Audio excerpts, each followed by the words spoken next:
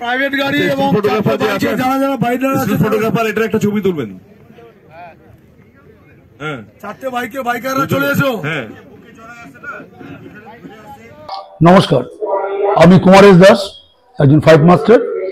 আগামী 30শে ডিসেম্বর শনিবার সকাল 11টা থেকে সানরাইজ মুভিজের তত্ত্বাবধানে যে ক্লাস হচ্ছে, সেই ক্লাসে আপনারা সবাই উপস্থিত থাকবেন এবং আশা করছি ওই দিন ক্লাসের প্রথম থেকে শেষ পর্যন্ত সমস্ত স্টুডেন্টরা সমানভাবে মনোযোগ সহকারে শিখবে। আমি থাকছি, তোমরাও আসবে। নমস্কার।